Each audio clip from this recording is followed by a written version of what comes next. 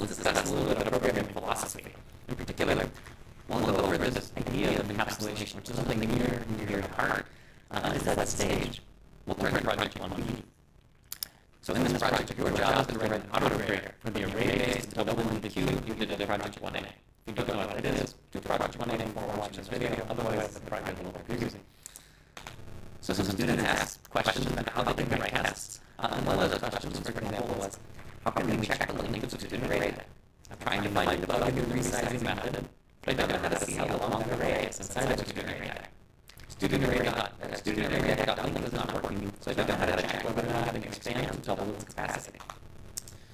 Private access and the other classes. I wanted to test whether the resizing and downsizing is working. But when I try to call array.items.length, the compiler says that items is a private variable. Is there some grounds, or do we just not test that? Or yet another. Can we assume these things about student array data?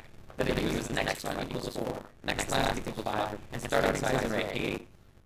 So for all of these cases, the student is basically thinking, I have an array-based double in the queue, so I should probably inspect array-based stuff, and then that seems to make sense, look like the name.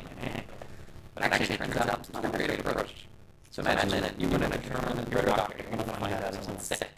So you can ask them questions about how they're feeling, you can use a stethoscope, you can test their reflexes, you could also take a sample from their body, put it under a scanning electron microscope, and look at it at the atomic level, but chances are you're not going to learn a lot from that. Right? I mean, there's a sense of how a person should behave and look and feel if they're healthy, and so too is the case if we're trying to write a test that we should see if the class as a whole is behaving in a healthy way.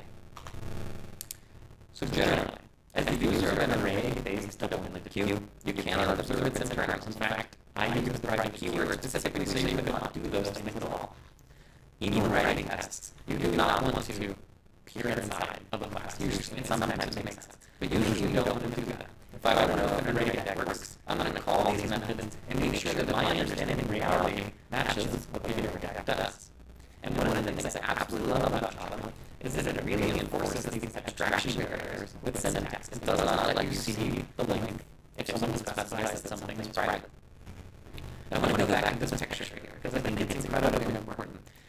This on the left is the abstract representation of the list that the user has created, let's say using add last or add first. So I have 5, 3, 1, 7, 22. This is what I expect. This is my mental model of reality. It's kind of like arcade blowers here, looking at the shadows on the wall. This is what we believe to be the case.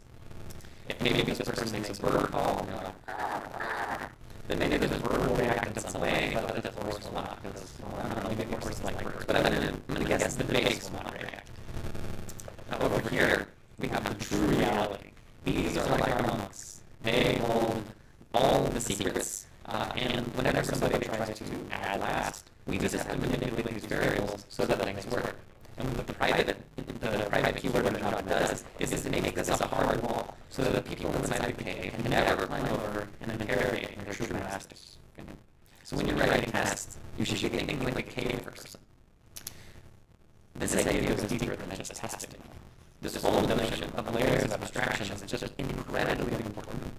And the fundamental reason for this is that if we don't have really strong layers of abstraction, then when we start building complex programs, it's just not going to work. Right? So an array-based stack is a pretty small entity, an operating system. Imagine how complex an operating system is. We have to write Windows or Linux or Mac OS. If you were to be stretching your arms or your mind across multiple layers of abstraction, you just wouldn't be able to do it. Right? Our enemy fundamental as human beings, because we only have so much working memory, is complexity. And so there's a number of tools for managing complexity that are really useful. One of them is this whole idea of layers of abstraction. You have clear abstraction barriers. For example, a list. It has an add last method, a remove last method, a size method. We do not expose, for example, the resize method.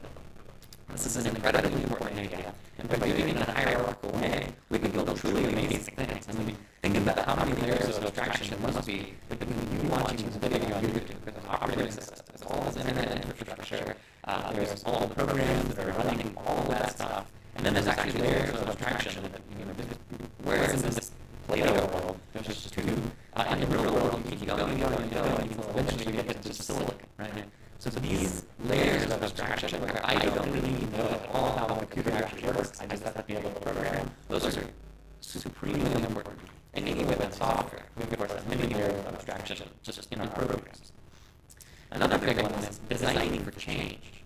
So David Hartness, this is a rather famous computer scientist who thought really deeply about how software should be structured so that we can actually manage all this complexity. And he had a few recommendations. One of them is to organize programs around objects. So that's the object-oriented paradigm we've been really come to understand in Java. And one of the things hand in hand with that is letting objects decide how things are done. This is, for example, the notion of dynamic method selection we talked about in the previous video. And another incredibly important one is hiding information that others don't need. So this is closely related to the notion of abstraction.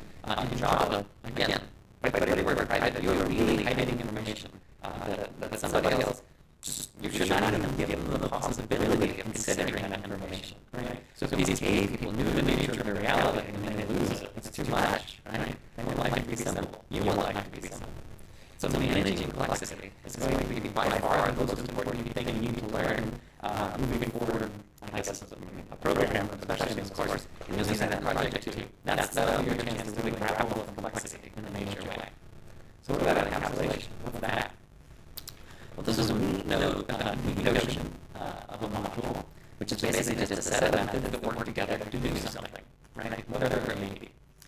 And so on a module, we're going to say it's encapsulated. If its implementation is completely hidden, the only way that you can possibly use the ideas that module represents, if they're completely hidden, say Java uses a private keyword. So for example, that means all these instance variables are private, methods like resize are private, and maybe the analogy I have here is a biological cell. Here's some bacteria. It is insanely complicated inside. I mean, it has all these chromosomes and those ribosomes and whatever else, and the cell lives its life. But if you out there want to interact with them, you're not going to think about those things, probably. And then because they're molecular biologists, then yes, you will. But for the most part, people that interact with bacteria are not necessarily going to be thinking about these internals. And so we can think of this object as being encapsulated as a capsule right there. So too, we can imagine that our classes in Java have capsules. They have a certain interface they interact with. And this is one of the main objections with